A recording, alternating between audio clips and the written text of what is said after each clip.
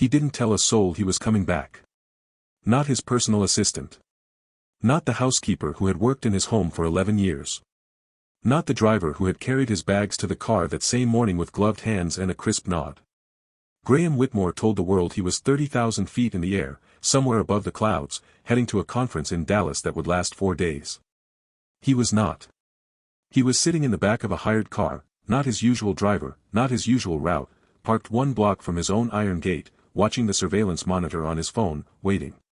He was a man who had built a company worth $400 million on one simple philosophy: never trust what you cannot verify. And for 3 weeks, something in his house had not felt right. He couldn't name it. That was the part that kept him awake at night, the sleeplessness of a man who cannot locate his own fear. The twins were alive and healthy. The house was clean. The schedules were maintained. But something had shifted in the air of that place, and Graham Whitmore did not ignore shifts. He had fired the previous 4 nannies in 6 months. 1 for arriving 6 minutes late, twice. 1 for scrolling her phone while the twins were eating. 1 for letting the television run past the 7 p.m. cutoff he had set in writing. And 1, the most recent, simply because she laughed too loudly. You might call that ruthless. Graham would call it standards. His daughters, Lily and Maya, 14 months old, identical in face but not in spirit, had been without their mother for nearly a year. Diane Whitmore had died in the 3rd month after their birth, quietly, while Graham was on a call downstairs that he would spend the rest of his life wishing he had not taken. Since then, his home had become something between a shrine and a fortress. He kept her photographs at precise angles. He kept the nursery at the exact temperature she had preferred. He had handwritten a 16-page document titled House Rules and Management Standards and given it to every new hire before they unpacked a single bag. And still, none of them lasted. Then came Chloe Marsh. 26 years old. No degree. References from a home in Ohio where she had cared for a woman with early-onset Parkinson's disease for 2.5 years. Her application photo showed a young woman with a gap between her front teeth and hands that looked like they had been worked hard for a long time. Mrs. Hargrove, his housekeeper, his gatekeeper, the woman he trusted more than most people alive, had placed the application at the bottom of the stack with a single note written in red ink: not our kind. Graham had hired her anyway because every other candidate had been too polished, too careful, too rehearsed. Chloe Marsh had written in the personal statement section, I'm not fancy. I just don't leave. That was 6 weeks ago. And now Mrs. Hargrove had pulled him aside at breakfast 3 days ago, voice low and certain, eyes carrying that particular expression of a woman delivering a hard truth she would prefer not to say. Sir, she had said, the girls don't cry when you're gone. Graham had stared at her. Babies always cry, she continued. When the person they love leaves, they cry. If Lily and Maya are not crying for you when you walk out that door, then someone in this house has replaced you. And a girl like her. She paused with the precision of a woman who understood timing. A poor girl who's never had anything of her own, sometimes they take what isn't theirs. Not jewelry. Not money. Something worse. They take the children's hearts. Graham had said nothing. But 3 days later, he was in a hired car, 1 block from his own home, watching a surveillance feed, about to walk into his own mansion like a thief. He told himself he was protecting his daughters. He told himself this was the right thing. He would walk in, see the neglect, document the chaos, and end it cleanly before it could go any further. He had no idea what he was actually about to find. Because in the living room of his fortress mansion, in the room he kept immaculate as a memorial, something was happening that Graham Whitmore had not heard in 11 months. His daughters were laughing. Not whimpering. Not tolerating. Not existing in the careful quiet he had imposed on the house like a second layer of mourning. Laughing. Big, helpless, whole-body laughter that travels through walls and floors and locked doors and finds you no matter how prepared you thought you were. Graham Whitmore stepped through his front door, briefcase in hand, jaw set. And the sound stopped him cold. Before we dive deeper, let us know in the comments where you're watching from. We'd love to hear from you.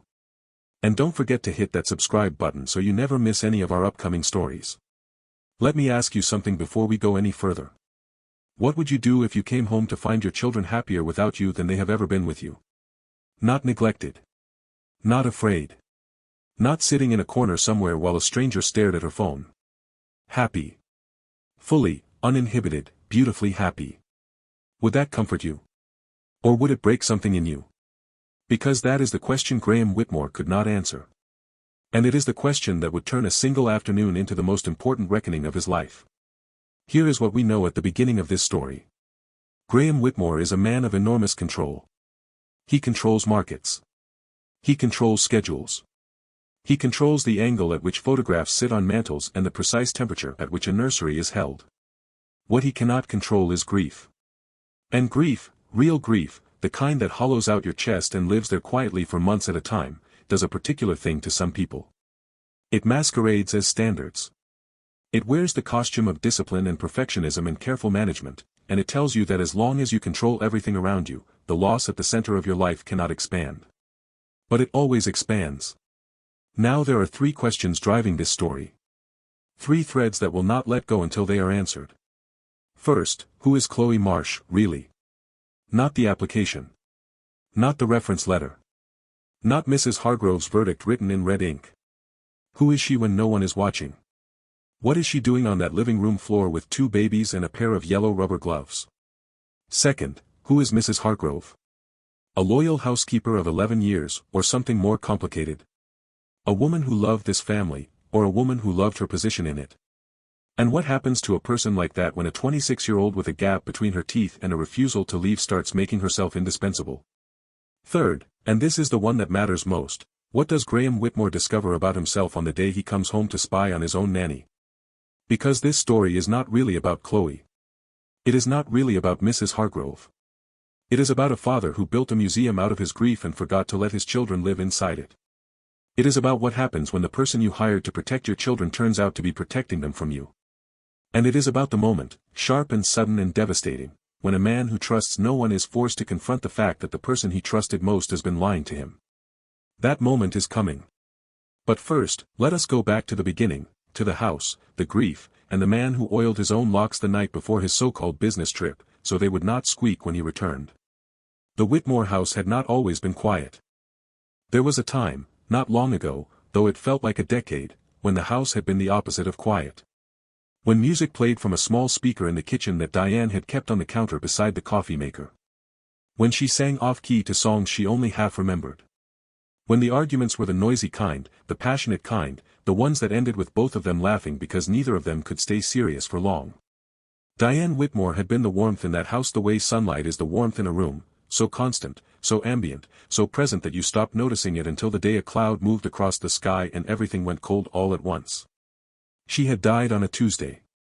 14 months ago. 12 hours after delivering the twins. A complication that the doctors called rare, which means nothing when it is happening to you. Graham had been on the phone with a business contact in Singapore, a call he had been circling for 6 weeks, a deal that would open 3 new markets, and by the time someone touched his arm in that hospital corridor and said the words that unmade his world, Diane was already gone. He had not taken a significant business call in the months that followed. He had sat in that house with 2 infant daughters and a grief so enormous it had no shape, and he had done what Graham Whitmore always does when faced with something he cannot manage. He had organized it. The house rules began as a list of 5 items. By the 3rd month, they were 16 pages. By the 5th month, they had sections and subsections. Nap schedule cross-referenced with feeding schedule. Acceptable ambient noise levels in each room. Standards for hygiene, stimulation, screen time, outdoor exposure. It was, in its own strange way, a love letter, his version of one, an attempt to put order around 2 small lives so that the chaos he felt inside could not touch them. The nannies did not last because perfection cannot be hired. It can only be performed for a limited time, and then it cracks, and Graham, who saw everything, always saw the crack. But here is what Graham Whitmore did not see, because it was the thing he was most careful never to look at. His daughters did not know their father's hands. Not the way children know the hands that hold them most. Not the shape, not the rhythm, not the smell. Lily and Maya knew the ceiling of their nursery and the mobile above their crib and the particular quality of the silence their father maintained like a rule. But they did not know how it felt to be gathered up without hesitation, held with the warmth of someone who has nowhere more important to be. Graham was present, always present, impeccably present, but he was present the way a museum curator is present. Watchful. Careful. Making sure nothing was damaged. He had not gotten on the floor with them once. Now, Chloe Marsh. Chloe had grown up in Dayton, Ohio, in a two-bedroom apartment shared between her mother, her grandmother, and herself. Her mother cleaned office buildings on a rotating night shift. Her grandmother, Mabel, had raised her in the hours between, had told her stories, had taught her card games, had grown quietly ill with Parkinson's over a number of years and needed more and more care as time went on. Chloe had given it. Not out of obligation in the way that suffocates people, but out of the particular love that grows between two people who have only each other and have decided that this is enough. She had dropped community college courses not once but twice to be home when her grandmother needed her. She had learned, from a YouTube tutorial and a physical therapy pamphlet, how to help a woman with tremors navigate her own kitchen with dignity. When Mabel passed, Chloe had applied for nanny positions because it was the work she knew, the work of staying close to someone who needed her. She was not experienced in the Graham Whitmore sense. She had no formal certifications. She could not discuss infant developmental benchmarks or cite pediatric literature. What she could do was read a room. And the first thing she understood about the Whitmore house when she arrived, from the angle of the photographs on the mantel and the silence that lived in every corner and the housekeeper who watched her unpack with a particular kind of tight-lipped attention, was that this house was not in mourning. It had become mourning. There is a difference. Mourning is what you move through. What this house had become was a permanent installation, a monument to loss so carefully maintained that joy had been quietly forbidden. And Lily and Maya, 14 months old, with their enormous dark eyes and their reaching hands, were living inside that monument without anyone having asked their permission. Chloe did not announce her approach. She just got on the floor. The first time, Mrs. Hargrove had looked at her from the doorway with an expression that combined disapproval with something harder to name. But the twins, who had been sitting in careful, silent parallel play, the way children do when they have been trained not to disturb the air, had turned toward her with an immediacy that told her everything she needed to know. They were hungry. Not for food. Not for toys. For someone who was willing to come down to their level and stay there. That was 6 weeks ago. And in 6 weeks, Maya, the smaller twin, the one who had been slow to bear weight on her legs, the one the pediatrician had flagged as needing monitoring, had begun to stand. Not because anyone had run a program or followed a protocol. Because Chloe had made her feel safe enough to try. Graham moved through his own home like a man who had never lived there. Every footstep deliberate. His hand had touched the front door handle with the care of a man defusing something.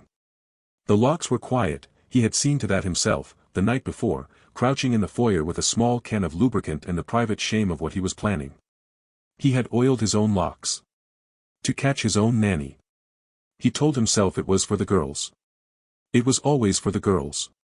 But in the back of the part of his mind that Graham Whitmore generally refused to visit, he knew it was also for himself, to be right, to be validated, to have Mrs. Hargrove's warning confirmed so that the tightness in his chest could be given a cause that wasn't him. The house was immaculate. That registered first. Not the surface clean of a house that has been hurried through with a spray bottle 20 minutes before an inspection. This was the real thing, deep cleaned, organized, quiet, and bright. The kitchen counters were bare and wiped. The twins' play corner in the den was arranged with exactly the intentional chaos of children who had recently been playing there and had recently stopped. He moved toward the sound. The laughter. It was coming from the living room, the room he kept most carefully, the room where Diane's photograph sat on the mantel at the angle he had measured with an actual ruler. The room that functioned, in the ecosystem of the Whitmore house, less as a living room and more as a site of witness. He reached the doorway. And stopped. The room looked like joy had exploded inside it. Cushions displaced. Blocks scattered across the rug in bright scattered patterns.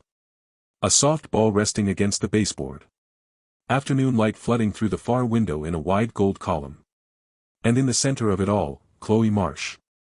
She was flat on her back on the beige rug, arms extended, wearing a pair of bright yellow rubber gloves, the household kind, the kind you pull on to scrub a bathtub, and on her, literally on her body, both girls were standing. Lily, the bolder of the two, had both arms raised straight above her head like a climber who has just crested a peak. Her face was flushed, eyes bright, mouth open in a grin that took up her whole small face. On Chloe's stomach, steadier footing, a little more forgiving, Maya was upright. Both feet planted. Knees trembling with the effort of it. And her face, the face of the child everyone worried about, the child the pediatrician watched carefully, the child who had not stood unassisted, was shining. She was laughing. Not smiling. Not tolerating. Laughing with her whole face and her whole chest, the deep belly laugh of a baby who has forgotten, in that moment, that anything difficult has ever existed. Graham's first thought was not joy. His first thought, and he would hate himself for this later, was, "This is dangerous." He catalogued the risks in the time it takes to blink, the hardwood floor beyond the rug, the glass coffee table edge at the left periphery, the gap between the rug and the baseboard where a small foot could catch. He saw the yellow rubber gloves and thought about germs, thought about grip, thought about the precise nightmare scenarios that live in the mind of a man who lost his wife and has spent 14 months making sure he does not lose anything else. His second thought, quieter, harder, was, why have they never laughed like this for me? And that second thought was the one that turned everything hot and ugly. Chloe. His voice came out low. Controlled. The kind of controlled that is one layer above a shout. It did not work the way he expected. The laugh from Lily rolled over the word. Chloe made an airplane sound, a full commitment, embarrassing, ridiculous airplane sound, and Maya exploded again, almost toppling herself with it. Chloe. Sharper now. She heard it. Her smile shifted, not collapsed, just adjusted, the way a light changes when a cloud passes over, and both girls felt it. Babies feel every shift. It is one of the things adults forget about children, they are reading you constantly, with instruments far more sensitive than words. Lily's arms came down. Maya's knees, mid-tremor, lost their confidence. And then it happened very fast. Maya tipped. Not a slow tipping, the sudden, committed topple of a body that has lost its counterbalance, angling toward the hardwood at the edge of the rug. Graham was across the room in one motion, but he was not close enough, he had never been close enough. Chloe was already moving. It was not the movement of a worker on a clock. It was the movement of someone whose body had already decided, before the brain finished the thought. One yellow-gloved hand shot out and cradled the back of Maya's head with the certainty of someone who has done this before, who has been in the room for this exact moment in the weeks when no one was watching, and her other arm hooked Lily at her waist and gathered her in. She rolled up to sitting in one smooth motion, both girls pressed to her chest, both of them breathing hard. The moment lasted about 2 seconds. Then the twins started crying, the sharp, panicked crying of children who have felt the ground leave them, even briefly, and Graham crossed the room and pulled Lily from her arms with a force that was not gentle. "Let go of my children." His voice had gone past controlled. It was shaking with something he told himself was fury and had not yet admitted was fear. Chloe released Lily immediately. She stayed on the floor, knees under her, Maya still pressed to her shoulder, looking up at Graham with wide eyes and very steady hands. "What is the meaning of this?" Graham's voice filled the room. "What kind of irresponsible, this is not a circus. This is not a playground. This is a serious house and you were trusted with serious responsibilities." He could hear his own heartbeat. Chloe said nothing yet. She rubbed slow circles on Maya's back until the crying softened. Lily, in Graham's arms, was arching and reaching, back toward her, back toward the floor, back toward whatever had been happening before the word serious entered the room. "Nah," Lily said. Her version of a name. Her 14-month-old attempt at something that was clearly not a word Graham recognized. But Chloe knew it. Graham could see it on her face, the quick, small, contained recognition of a person being called by name. "Go upstairs," Graham said. Voice flat now. Final. "Pack your bag. Remove those gloves. You're finished here." Chloe set Maya down gently and began to peel the yellow gloves from her hands. Beneath them, her palms were reddened, the hands of someone who had not only played on the floor but cleaned the house, thoroughly, before the playing began. She looked at the twins once. Just once. Lily reached for her with both arms. Maya, sitting on the rug, made a sound low in her chest that had no name but did not require one. And Chloe Marsh walked toward the service hall without another word. The crying that followed was not the ordinary kind. Anyone who has raised children, or spent real time with them, knows the difference. There is crying that is inconvenience. There is crying that is exhaustion. There is crying that is pain. And then there is this kind, the crying that is loss. The crying that is a small body's way of saying, the person I was safe with is gone and I do not understand why, and this is every bad thing I have ever felt all at once. Lily and Maya cried like that. Graham tried. He tried the way a man tries who has read about comfort but has not practiced it, the bouncing, the shushing, the murmured reassurances that did not carry any warmth because they were generated in the head and not in the chest. He held Maya too stiffly and Lily twisted away from him toward the cushions. At the far end of the room, near the hallway entrance, Mrs. Hargrove appeared. She moved with the particular grace of a woman who has been waiting for a moment and has arrived at it exactly on schedule. She set a glass of ice water on the side table. She looked at the twins. She looked at Graham. "I told you," she said, very softly. Very gently. "Girls like that, they need the children to need them. It's how they make themselves permanent. How they make themselves matter." She paused, eyes sliding to Diane's photograph on the mantel. "She was working to replace something, sir. I could see it from the first week." Graham swallowed. The crying hadn't stopped. "She wanted your girls to forget who their mother was," Mrs. Hargrove continued. "To forget who their father is." Something shifted in Graham's chest, the particular movement of a man who is being handed an explanation he wants to be true because the alternative is too hard to hold. He set down the glass. "This ends today," he said. And Mrs. Hargrove's expression, beneath its surface of careful concern, completed a journey it had been on for 6 weeks. If you are still watching, comment, "I see you." Let's see who is paying attention. Graham Whitmore found Chloe in the service room at the end of the back hallway. The room was small in the way that rooms become small when the person who designed the house was not thinking about the people who would work inside it. A single window. A narrow bed. A small dresser with 2 drawers that did not close evenly. The walls were the same beige as every other wall in the house, but here, unlike everywhere else, there were small marks of a life being lived, a rain jacket on the back of the door, a pair of worn sneakers under the bed, and, this was the thing that caught Graham's eye and then would not release it, taped to the wall above the dresser, a crayon drawing. He recognized Lily's work. The drawing was the particular chaos of a 14-month-old given a crayon for the first time, shape adjacent, color enthusiastic, structurally ambitious in ways the hand cannot yet support. But it was taped to the wall. With care. Straight. Like it mattered. Graham tore it down. He would regret this later, regret it specifically, with the kind of precise self-knowledge that comes at 3 a.m., but in this moment his hands were ahead of his conscience, and the drawing was crumpled before the thought arrived. "Don't take anything that doesn't belong to you," he said. Chloe had her back to him, folding a shirt into her duffel with the unhurried care of someone who has learned that panic is a luxury. She turned at his voice. "That drawing belonged to me," she said, eyes on the crumpled paper in his fist. "She wanted me to have it. She held it out to me when she was done. In this house," Graham said, "even memories belong to the family." He reached into his inside jacket pocket and withdrew the thing he had prepared for this moment, a folded block of cash, generous, more than generous, the kind of number meant to feel like an ending. He tossed it onto the bed. Some bills slid to the floor. Chloe looked at it the way people look at something that has insulted them without meaning to. "A month's salary," Graham said. "And more. Take it and go. If you attempt to contact my daughters, through any channel, my attorneys will be in contact with you before the end of the week." The threat hung in the air. Chloe looked at the money on the floor. Then at the crumpled drawing in his hand. Then at him. And when she spoke, her voice was measured in the way of someone choosing words with the care that money cannot buy and authority cannot simulate. "You can call me cheap," she said. "You can call me beneath this house. You can threaten me with lawyers I couldn't afford to answer." She swallowed once. "But don't lie to yourself about what you saw today. Because you know what you saw." Graham said nothing. "Your daughters were laughing," Chloe continued. Her voice did not waver, though the effort of keeping it steady was visible in the way she held her shoulders. "They were standing.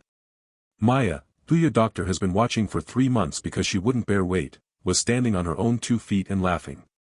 And the first thing you felt when you saw it wasn't gratitude. It was something else. I could see it on your face from across the room. You do not know what I felt. I know what I've seen for 6 weeks." She folded her hands in front of her, the gesture of a woman who is finished with performance and is speaking plainly now. "I know your daughters stop reaching for the door when you leave. Not because they don't love you. Because they've learned that reaching doesn't change anything. Children stop asking for what they never receive, Mr. Whitmore. It's not peace. It's resignation. And it looks exactly like the good behavior you think you've achieved. The room went very quiet. Graham's jaw was a locked thing. They aren't hungry for what this house is full of, Chloe said. They have beautiful toys they barely touch. They have a nursery that costs more than my mother's apartment. None of it is what they want. What they want is for someone to get on the floor with them. To be ridiculous for them. To let them stand on your chest in yellow rubber gloves because it makes them feel enormous and brave. She paused. Maya stood today because she trusted I would catch her. That trust is not built by rules. It is built by showing up. Every day. On the floor. In the mess. She took a breath. You are not a bad father, Mr. Whitmore. I don't believe that. But you are a frightened one. And you have surrounded yourself with someone who is feeding that fear, not helping you through it. Something flickered in Graham's face. It lasted less than a second. Then it closed. Get out of this house, he said. Today. He turned and walked back down the hallway. The twins did not improve. Graham spent the next 40 minutes attempting to comfort two 14-month-olds who were not interested in being comforted. He moved from the living room to the nursery to the kitchen and back, carrying first one and then the other, trying patterns he had observed without ever practiced. He was the most competent man in any business room he had ever entered. He had negotiated with governments. He had rebuilt a company from a crisis that would have ended lesser men. He could not make his daughters stop crying.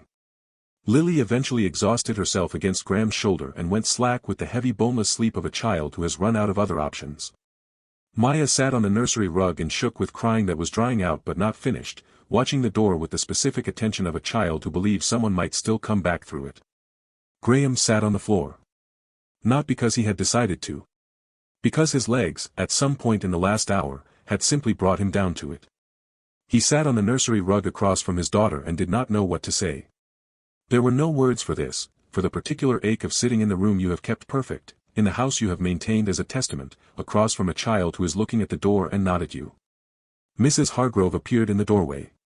She had changed, he noticed absently, into a fresh-pressed uniform. As if the afternoon's events had been scheduled. As if she had known she would need to look composed. She'll settle, she said, with the confidence of someone who has not spent the last hour on the floor. Children are resilient. They forget. Do they? Graham said. It was not a question. The important thing is that the disruption is removed. She adjusted her cuffs with small, precise movements. I can recommend 3 candidates with proper agency credentials who could start immediately. Women with formal training, with proper references, with what, Mrs. Hargrove?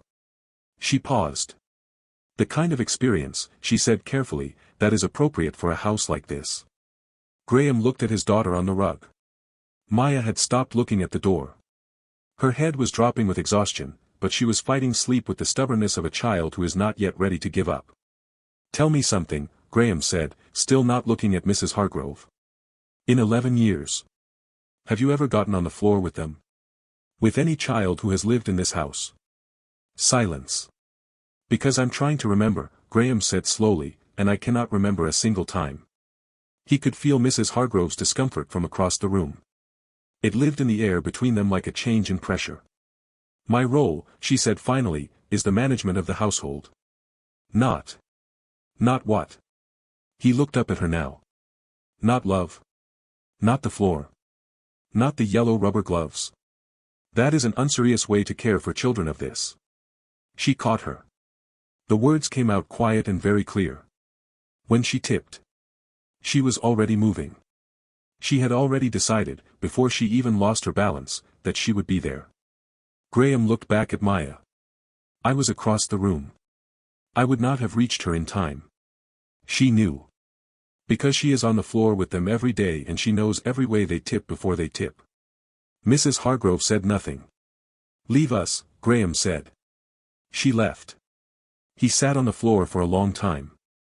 And somewhere in the quiet of the nursery, with Lily sleeping heavy on his shoulder and Maya finally closing her eyes on the rug, Graham Whitmore began to consider the possibility that the person who had been protecting his house for 11 years had not been protecting his children at all. He began to consider something else, too. Something that lived at the edge of his mind and had been living there for several weeks, unexamined, a small pattern, a repeating coincidence, a series of moments that had never quite added up. He thought about the 4 nannies before Chloe. He thought about who had recommended each of them. Who had written the evaluations. Who had been present, with her silver tray and her crisp gray uniform and her way of appearing in doorways exactly when chaos was peaking, to confirm his worst fears. He thought about Mrs. Hargrove's face when Chloe's application had arrived, the red ink note at the bottom of the stack. Not our kind. He thought about the brooch. And he reached for his phone. The brooch had come up that same afternoon. He had nearly forgotten, the moment had been overtaken by the walking, by the crying, by Chloe's words in the service room, but it had been planted with care, and planted things, in Graham's experience, grow when you are not looking at them. It had happened between the living room and the hallway, while Chloe was still in the house. Mrs. Hargrove had leaned in, quiet and certain, as Chloe was gathering Maya. "Sir. Before this goes any further. I need to tell you something. Diane's brooch, the diamond butterfly. It's missing from the safe." Graham had gone cold. The brooch had been his mother-in-law's, passed to Diane on her wedding day, worn exactly twice. He guarded it with the same energy he gave to the photographs and the nursery temperature. It was in a fireproof safe in his study. He checked it with an irregularity that was not random, he checked it when he needed to feel close to her. "I noticed it 3 days ago," Mrs. Hargrove had said, eyes moving to Chloe. "I didn't want to say anything until I was sure. But she goes in and out of your study. For cleaning, she says." The pause was calibrated. Barely visible. She's the only one. Graham had processed this. In the middle of everything, the crying, the yellow gloves, the image of Maya standing, he had processed it and filed it in the part of his chest where the worst things live. It had sat there all afternoon. Now, at 8 p.m., with the twins asleep and the house returned to its regulation quiet, Graham went to his study and opened the safe. The brooch was there. He stared at it for a long moment. Diamond butterfly, platinum setting. Exactly where it had been the last time he'd opened the safe, 3 weeks ago. He closed the safe. He sat behind his desk in the dark. And he began to think very carefully. There is a particular quality of thinking that happens in the dark when a man has been running on assumptions for weeks and the assumptions have just begun to fail one by one. It is the thinking of a mind that is finally moving past what it has been told to what it can verify. Mrs. Hargrove had told him the brooch was missing. It was not missing. She had told him 3 days ago. She had said she noticed it 3 days ago, and that she hadn't said anything until she was sure. If she had noticed it 3 days ago, she had had 3 days to verify it herself. She had access to the study. She had access to every room in this house. She had been moving through this house for 11 years with a master key and a perfect gray uniform and the kind of trust that accumulates quietly over a long time and eventually becomes invisible to itself. She had not verified it.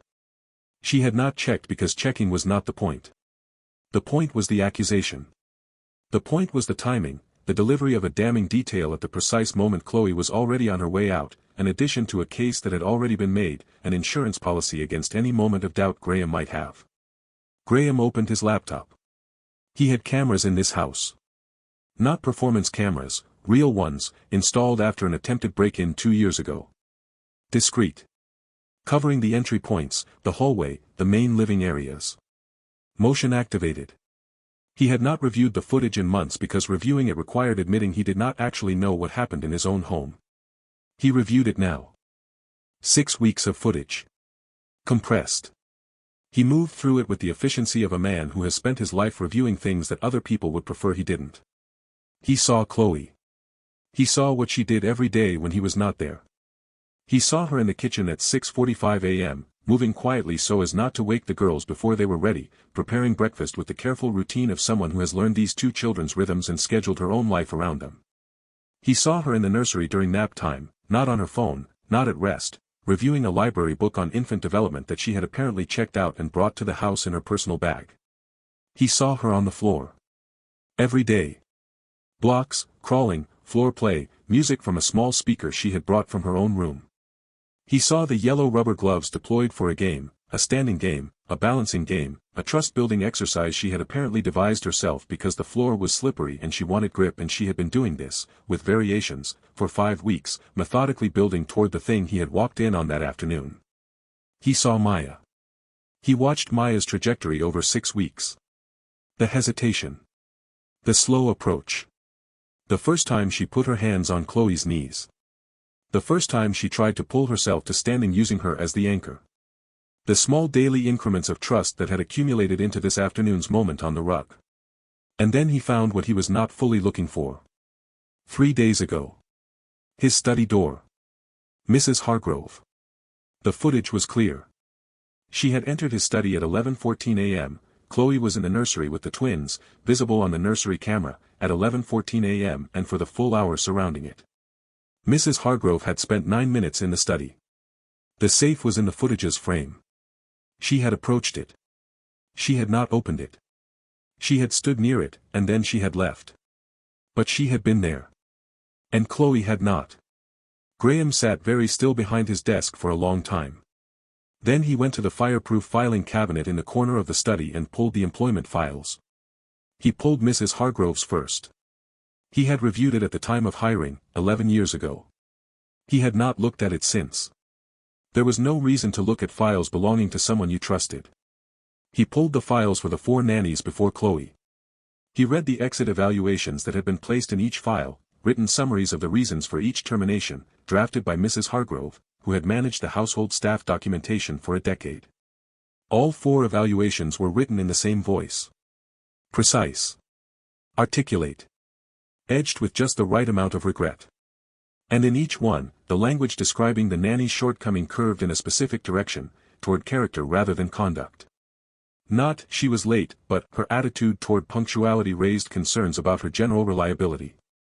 Not, she checked her phone, but her apparent difficulty distinguishing professional and personal boundaries suggested deeper issues of judgment. Character assassination dressed as professional assessment. 4 times. And now a 5th, Chloe, dispatched this afternoon by the accumulation of everything Mrs. Hargrove had built, brick by careful brick, since the day Chloe Marsh had arrived and immediately made herself impossible to dismiss. Graham pulled out the duffel. Not Chloe's duffel, she was gone. He had sent her away and she had gone, quietly, with her mended socks and her battered hairbrush and the laminated photograph of her grandmother. He was thinking about what had fallen out of it. He had gone through it in front of everyone, turning it over on the coffee table, looking for what Mrs. Hargrove had promised was inside, and what had come out was a picture of a woman in a wheelchair smiling at the camera with enormous warmth. So you remember who you're fighting for, sweetheart. He sat with that for a long time. Then he picked up his phone and called the security firm that managed his camera system. I need the complete access log, he said. Every entry and exit to my home and to my study, digitally logged, for the past 6 weeks. And I need it within the hour. While he waited, he did something he had not done since the night the detective he had hired came back with a full background check on a business partner who had been stealing from him. He began to build a file. Mrs. Hargrove arrived at the study door at 9:30 the following morning with the punctuality of a woman who has never been late for anything and considers this a form of moral character. She had a tray. Hot tea. Graham's preferred blend, prepared exactly as he liked it. He was sitting at his desk. He had been there since 6. Good morning, sir. She set the tray with her characteristic precision. The agency sent 3 profiles overnight. I've reviewed them and narrowed to 2 who I think would be appropriate. I can arrange interviews for this afternoon if. Sit down, Mrs. Hargrove. She paused. Sir. Sit down. Please. She sat, with the carefulness of a person who has spent a lifetime reading rooms and knows that something in this one has changed. Graham opened his laptop and turned it toward her. The footage was cued. 9 minutes in his study. Her at the safe. She looked at it. She said nothing. The access logs from my security firm arrived last night, Graham said. Yours. Chloe's. Cross-referenced with the nursery cameras and the main hall footage. Every time Chloe was supposedly accessing my study, she was, in fact, with my daughters. The timestamps are unambiguous. He paused. You were in my study on the day you reported the brooch missing. Without my knowledge. Without authorization. Mrs. Hargrove's composure was extraordinary. Even now, it only shifted at the edges, a slight change in the quality of her stillness, a fraction of increased tension in the hands folded in her lap. I can explain. I also reviewed the exit evaluations you filed for the 4 previous nannies. Graham's voice was even. He had spent the night deciding what register to use for this conversation and had settled on the one he used when he found the partner stealing, flat, precise, without excess emotion. I found a pattern. Each evaluation used character-targeted language calibrated to make each woman sound untrustworthy without providing specific documented incidents. Impressions, not facts. 4 times. He folded his hands on the desk. I want to know one thing. Just one, and I want a straight answer. Mrs. Hargrove looked at her lap. Why? A long silence. When she spoke, her voice was smaller than he had ever heard it. But underneath the smallness, something harder and more honest than anything she had said in recent weeks. When Mrs. Whitmore was alive, she said, I ran this house. She trusted me completely. The children, the staff, the management, the standards. I was indispensable. She stopped. When she died, you hired the grief counselor, you hired the night nurses, you hired the infant specialists. I managed what I could manage. And when the nannies came, she stopped again. Diane would have chosen someone like me. Someone appropriate. Someone who understood what a house like this required. Her chin lifted slightly. That girl has no business being in a home like this. She has more business, Graham said quietly, than you have had for some time. The silence after that was of a different quality. I am not going to pursue legal action, Graham said. Not because you deserve that generosity, but because my daughters have had enough disruption and a legal process would generate more. He opened his desk drawer and removed an envelope. This is 3 months severance. It is more than your contract requires. You will have your things out by noon. He paused. I have also written a full account of what the camera footage showed and kept a copy with my attorneys.